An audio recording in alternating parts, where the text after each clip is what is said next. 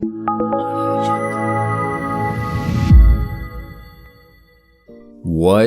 is up, ladies and gentlemen? Welcome back to the channel. Today, we are talking about this new tweet from Charlie Intel just last night. Hopefully this video goes up on Saturday here, but basically they talked about how they plan to deal with the fire in Vanguard.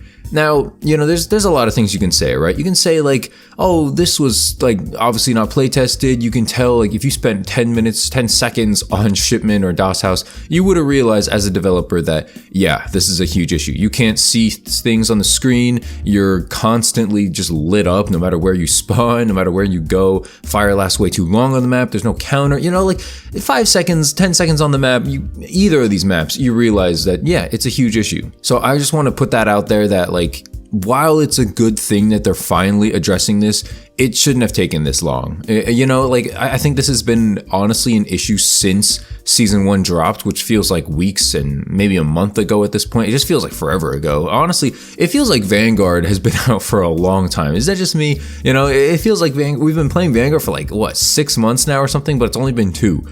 I don't know, man. It's just crazy how time works sometimes. But anyway, guys, welcome back to the channel. As I just told you guys, I will be covering the fire update in Sledgehammer Games and giving my opinion today. So if you're new to the channel, make sure to leave a like, subscribe if you're new to the channel, follow me on Twitter, Twitch, and Discord, and let's get into the tweets. Alright, so starting it off here, they say that they're going to nerf the incendiary grenades by reducing the overall damage dealt. So that means if you're running through them in core, they'll still be painful, but you'll recover, which is good because in core they were way too strong, right? Even with like the fortified perk on.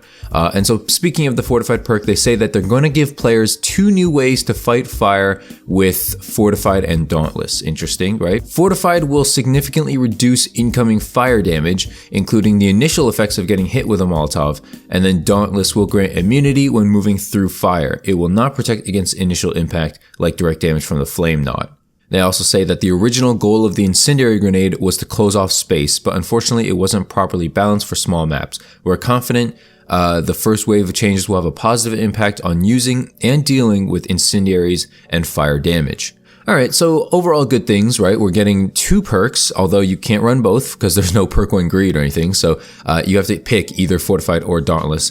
Looking at the 2 descriptions, it feels like dauntless actually might be better for smaller maps because it says it will grant immunity while moving through fire, and so you're not going to get hit directly by fire that often on small maps. Like you will occasionally, but like most times people just throw it down on like a lane so that you can't go through that lane. But with dauntless, you can, and you won't die while moving through the fire. It says immunity, meaning it seems like you probably won't take any damage, which is really nice. I think that's probably going to be the perk that I'm personally going to run on like shipment and house when going through camos. And speaking of that, I just have to rant about this again. I think I talked about it in a video like weeks ago, but like guys, if you're going for camos on shipment or house, why in the world are you using like literally lethal grenades like Molotovs and incendiary? Why? It doesn't help your camo streak. Like the only possible way is that it can contribute to your bloodthirsty streak as long as you get your 5th kill as whatever the gun you're using, right? So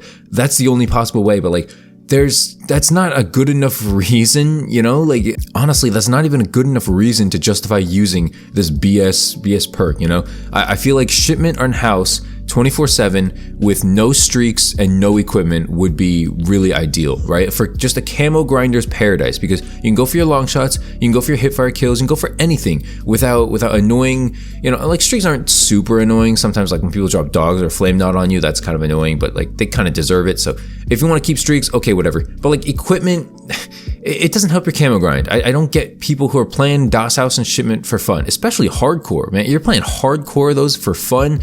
Oh man, you need to get checked in a specific place I'm not going to mention here. How dare you! I want to talk about their original goal for the incendiary grenade. It was to close off space, but it wasn't properly balanced.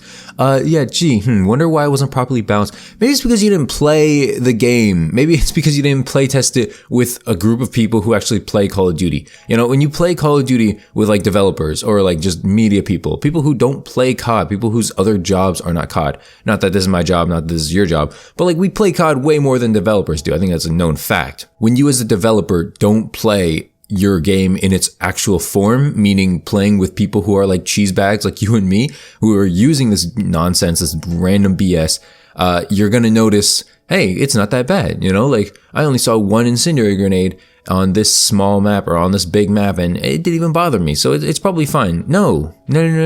Try going against a full team of 6 using these on the smallest map possible with like shotguns too. Try playing that, you know? Are you still having fun?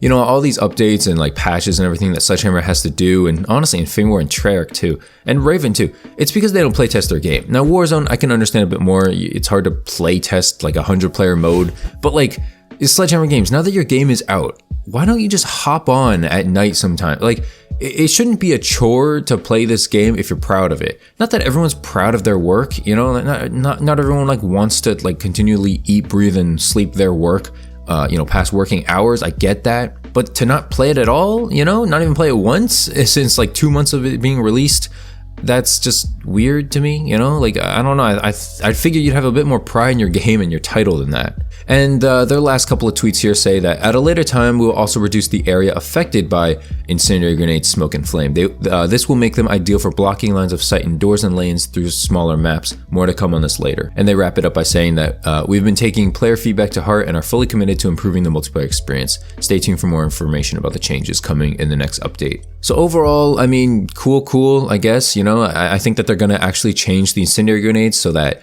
they block lines of sight. They block, I don't even know if I like that, you know, like, why do we need lines of sight blocked on smaller maps? Is it just going to be like fire walls or smoke or something like that? Is like, if you throw an incendiary grenade in the middle of shipment, is it just going to be like a bunch of smoke right in the middle? Then at that point, why don't you just smoke grenades, right? Like, why don't you just use that? It honestly seems like Sledgehammer Games has these like weird ideas. So you got to give them credit for like trying, but like, I don't think they fully fleshed them out. It feels like they want to make this game more strategic, more tactical, you know, but like, it doesn't feel like they know exactly how they want to go about it. Honestly, I said it before, and I mean, I've said it on Twitter, I'll say it again here. Vanguard has potential. You know, people think I just come on here and hate Vanguard. I hate when it's justified. Like, for instance, I didn't really hate this video. It's annoying. The fire and incendiary grenades, Molotovs, they're hella annoying. Don't get me wrong, you know, like, I'd rather, you know, hang out with a cactus, but at the end of the day, it is what it is. Like, they're not, it's not the worst COD. Okay, that's all I'm gonna say. The worst Call of Duty, still to this day. I thought Modern Warfare came close, but no, Modern Warfare still is better. The worst Call of Duty game is Call of Duty Ghosts, okay? Call of Duty Ghosts had the overall worst maps, terrible ideas like the UAV being a SATCOM, being on the ground, probably the most boring streak, probably more boring than Cold War streaks, more boring than this game streaks, more boring than Modern Warfare streaks, okay? The worst graphics, like color palettes, it was glitchy for me too, hella lag. Terrible game, okay? Terrible Call of Duty game. The perk system was cool, the DLC system was good.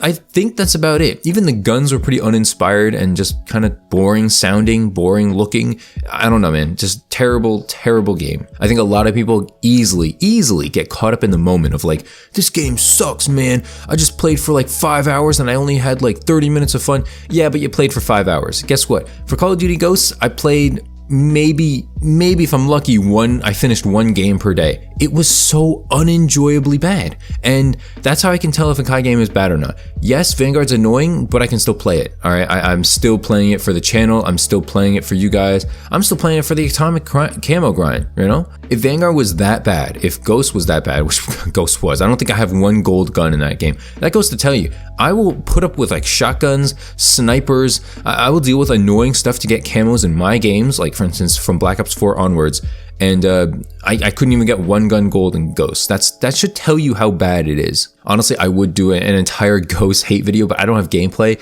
and quite frankly, I'm not going to buy that game. I'm not going to play that game, so I don't know. Maybe I'll talk about Ghost over like another gameplay or something like that, or maybe I'll download someone's from YouTube and give credit. We'll see. But that's it for this video. I don't know why I started talking about Ghost so much, but yeah, hopefully you guys enjoyed. Hopefully you guys learned something about Sledgehammer Games' plan for the fire in Vanguard, because it seems like it's going to be a huge issue. But anyway, guys, thanks so much for watching. Follow me on Twitter, Twitch, Discord, subscribe if you're new to the channel, leave a like on the video, and yeah, thanks so much for watching. Hope you guys have a great one. Peace out.